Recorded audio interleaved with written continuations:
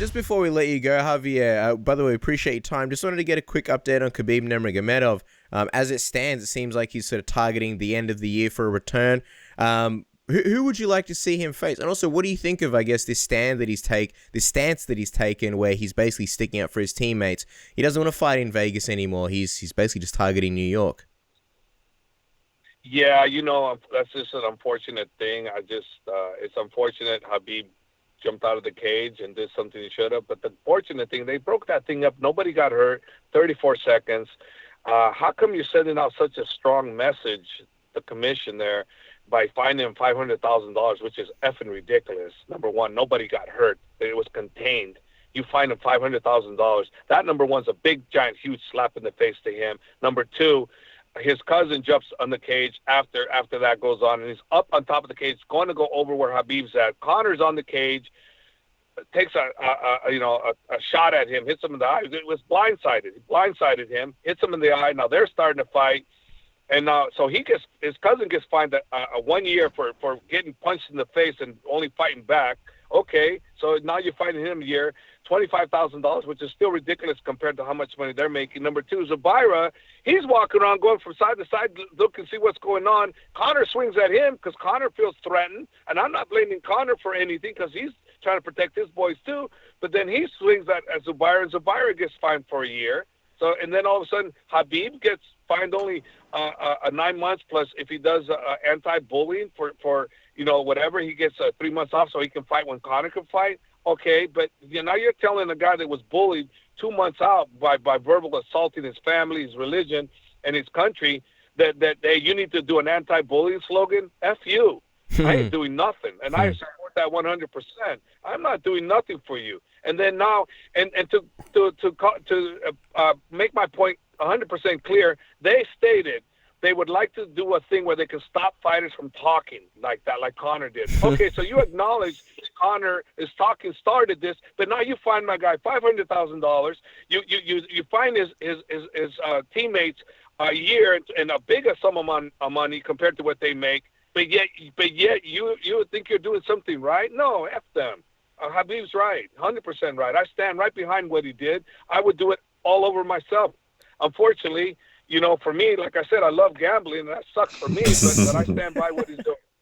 Yeah, that's right. Javier Mendez isn't leaving Vegas anytime soon. What do you think should be next for him if he does come back in November? What do you think makes sense for him? And what do you think of these rumors of a possible Tony Ferguson versus Max Holloway fight in the meantime? Would you be opposed if the UFC did an interim belt while they wait for Khabib to return?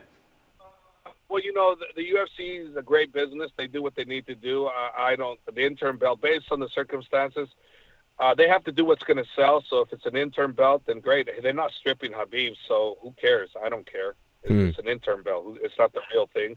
So it's an interest for the fans, whatever. So if that's what they want to do, but Khabib's not being stripped. He's not done anything that deserves being stripped. So yeah, let them do what they need to do make their business grow. Hey, they're making my job. Loving my job and being able to make a living at what I love to do. So let the UFC do what they do great, No problem with me. I have no issue with that whatsoever. But who I'd like to see, Max Holloway and Tony, that would be a great fight, Dustin and Tony, that would be a great fight. And then Khabib can fight the winner, and Cowboy can fight, Conor. And then if they'll all be victorious, then Khabib can fight the winner of the Tony and Holloway, or Tony and Dustin, and then if Conor wins, then Khabib and Conor can go at it again a second time around, but unfortunately only in New York, or maybe Dallas Stadium. Dallas Stadium could be good, yeah. There's no Vegas commission there, so that would be a potential option for Khabib. I get the sense though that sort of Tony is I guess the guy that excites you most as far as a matchup for Khabib, right? Because The Conor and Cerrone fight, I mean, that's going to be a big fight, but I don't know, like considering the Khabib fight, Khabib kind of happened so recently, I feel like Tony's the one you're leaning towards, right? Well, I'm leaning towards Conor only because Conor's still the big payday. No, Khabib is always about legit challenges, and remember, that's me. Khabib is Khabib. Khabib doesn't have my feelings. Habib doesn't fight for the money.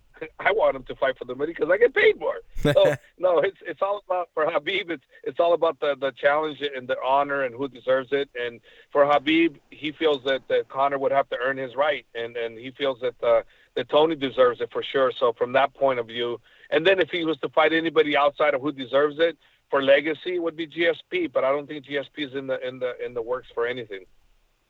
Well, I'll tell you what, Coach, it's exciting times up ahead. We appreciate you coming into the program, guys. Make sure to follow Javier on Twitter and Instagram at AKA Hav. That's AKAJAV. And of course, visit AmericanKickboxingAcademy.com. One of the best, if not the best, gyms out there when it comes to MMA.